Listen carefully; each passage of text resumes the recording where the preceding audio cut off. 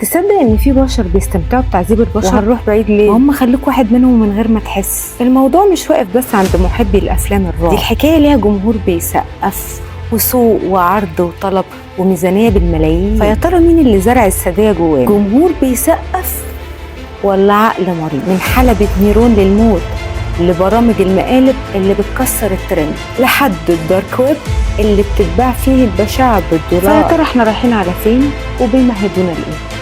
من زمان مش بعيد كان في امبراطور هو اللي ولع في روما حرفيا. الامبراطور نيرون قرر يولع في روما وهو بيتفرج وبيعزف وبيضحك وفاهم ان ده فن واستعراض. الأغرب إن في ناس كانت قاعدة بتتفرج وبدل ما تستنكر أو تعترض أو حتى تشمئز كانت بتهلل وكمان بتقول وتطلب هل من مزيد.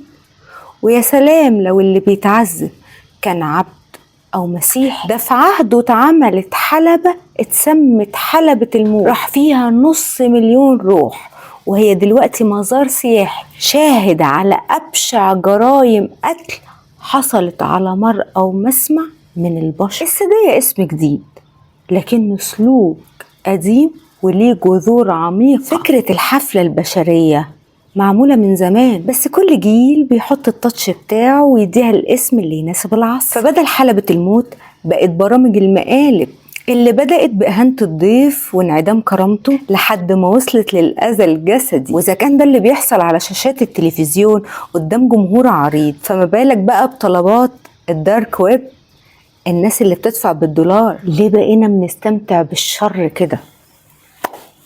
تعددت الأشكال والهدف واحد. فالدارك ويب اللي الناس بتدفع فيه بالدولار عشان تشوف الضحية بتتعذب بألوان العذاب، وكل ما يدفعوا أكتر يتحكموا أكتر ويطلبوا أكتر، وكل ده بإيد المشترك اللي بيحركوه بفلوسهم.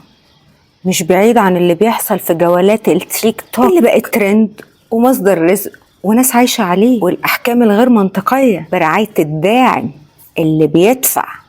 فده يحط معجون سنان على وشه، وده ياكل ملح، ودي تمشي على الحيط زي البورس. كله بالفلوس، ناس تحكم وناس تتحكم وناس تسجل وجمهور يتفرج.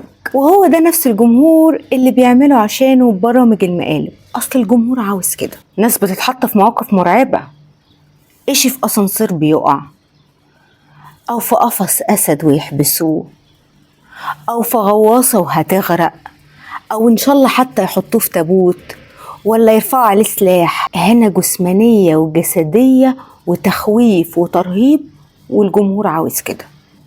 من الدارك ويب على الانترنت لدارك السوشيال ميديا، يا قلبي ما تحصل. هي خطة عشان يحولونا للنسخة اللايت من جمهور نيرون وحلبة الموت. كلنا عارفين ان اعتيادنا على تكرار المشاهد الدموية هيموت قلوبنا.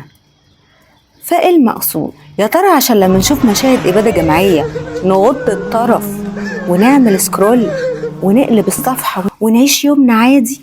بقينا مسلوبين الإحساس والرحمة؟ ولا عشان يصحوا جوانا غريزة السيطرة وشهوة الدم ويخلقوا جيش داعشي يغتصب النساء ويحرق الأحياء ويجري النهر بالدم، واحنا ساكتين وجامدين وكأننا بنتفرج على مشاهد في فيلم سينما؟